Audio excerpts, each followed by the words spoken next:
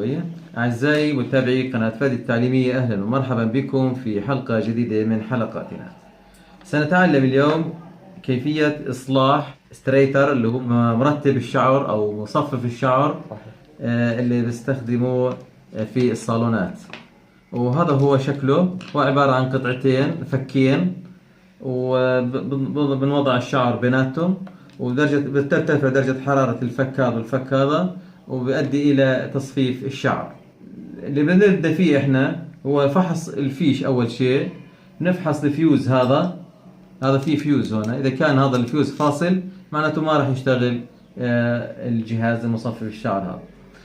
كيف طريقة فحص هذا الفيوز؟ بنضع الجهاز الأوميتر على ضرب 1 في الأوم، في قراءة الأوم هون ضرب 1 أقل قراءة هاي، أو الزامور أو الصوت، وبنمسك طرفين الجهاز الأوميتر، وبنفحص أطراف إيش؟ الفيوز. إذا أشر الجهاز هيك معناته هذا الفيوز صالح. ثاني شيء، طبعا احنا فكينا الجهاز هذا، فكيناه مشان نقدر نصل للأطراف هاي الوصلة هاي الداخلة، هاي وصلة متحركة، هاي الوصلة متحركة يعني بتنقل الكهرباء للنقطتين هذول اللي وظيفتهم ينقل الكهرباء للوحة الإلكترونية هاي الموجودة هون. وثم هاي اللوحة الإلكترونية بتقوم بتوزيع الكهرباء أو توصيل القطعتين هذول الحراريات اللي مقاومات حرارية. بالنسبة للفحص الفيش هذا إذا كان كله صالح ولا لا، بنفحص طرف من هون، مثلا الطرف هذا مع طرف واحد من الأطراف هذول، لازم يأشر الجهاز هذا، لازم يأشر. هاي هون أشر الجهاز، إذا هذا الطرف الأحمر سليم. ننقل على الطرف الثاني، برضو هذا الطرف الثاني لازم يأشر مع الثاني اللي هون هذا، إذا هذا أشر. إذا هسه الفيش سليم كامل مع الوصلة.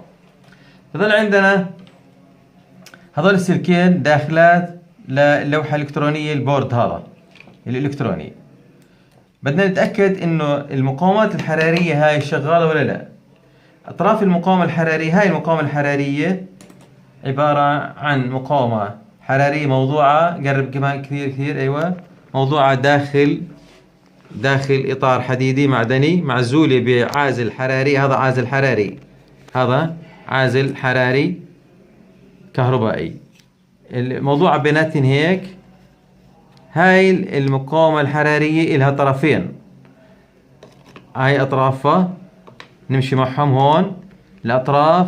هاي طرف الأسود، هاي أسود وأسود، لازم نفحص الطرف هذا والطرف هذا، المقاومة الجهة الفك العلوي هذا لازم تعطينا قراءة، لازم يأشر الجهاز يعطينا قراءة. خلينا نفحص هون وبنفحص هون، هاي أطراف أشرن، معناته هاي المقاومة سليمة 100%، المقاومة هاي سليمة. نيجي على المقاومة الثانية، هاي فيها جزئين مقاومتين، هاي جزء وهاي جزء.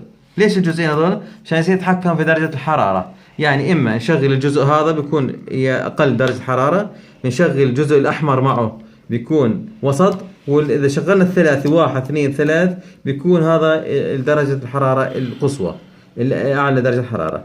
كل طرف، كل جزء من المقاومات الداخلية المحطوطة هون إلها طرفين. نفحص الأسود، هذا الأسود مع الأسود أشر معناته هاي سليمة.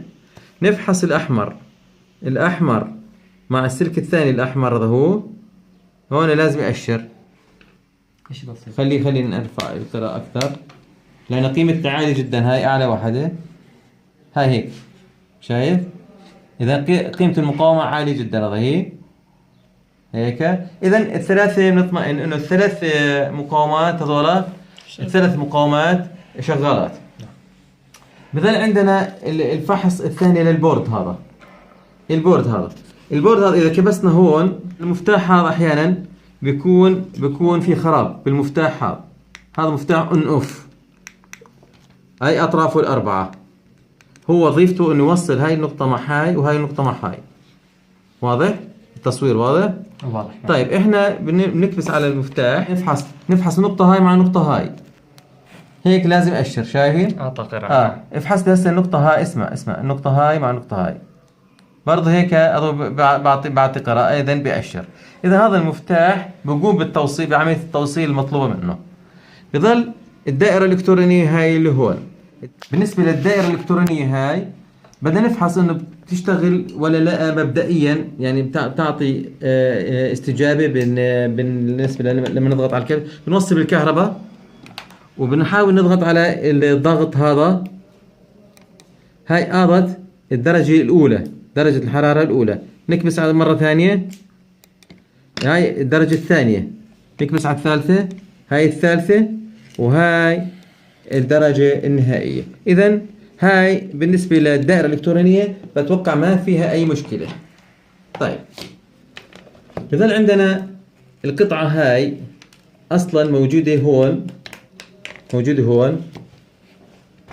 هذا ثايروستر باخذ إشارة من الدائرة الإلكترونية هاي، بحيث هو اللي يقوم بعملية وصل وفصل لمين؟ للمقاومات الحرارية هاي.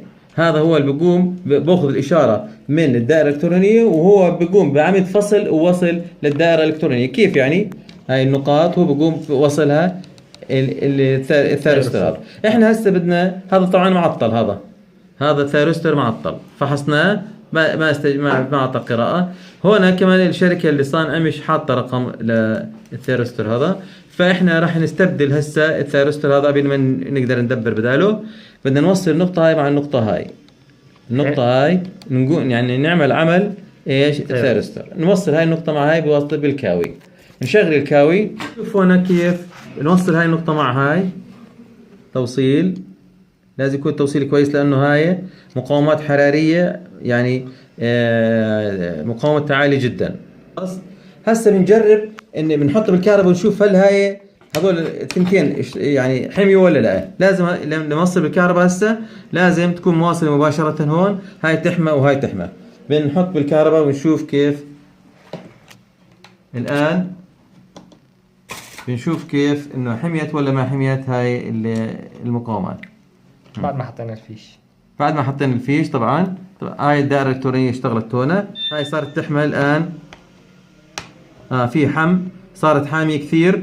هاي كمان درجة ثانية وهاي درجة ثالثة. إذا إحنا لغينا الثايروستر الموجود هون واشتغلنا شو، وحطينا توصيل بداله، وهاي صار في هون درجة الحرارة في هاي الحم موجود، صار توهج الحر هون. خلينا نطفي الكهرباء. إذا هنا هسه قمنا بإلغاء هذا الثايروستر، وصلنا مباشرة بدل الثايروستر. جمعنا كل أجزائه، نشبك بالكهرباء وبنشوف نكبس على الكبسة هاي. هذا يشتغل، هذا الخيار الثاني، هذا الخيار الثالث، هذا الخيار الرابع. وهاي الحرارة هنا في حم، قاعد ببدأ الحم بزيد الحم. طيب يلا الآن حطينا على درجة، وبنجرب نحط الشعر هيك بتملس بالشكل هذا. خليه شوي درجة بعدين. هاي الدخان طلعها خفيف. بين مبين كمان مرة. هاي الدخان يطلع انه قاعد بيحمل. يعطيكم العافية، ومع تحيات قناة فادي التعليمية، والسلام عليكم ورحمة الله.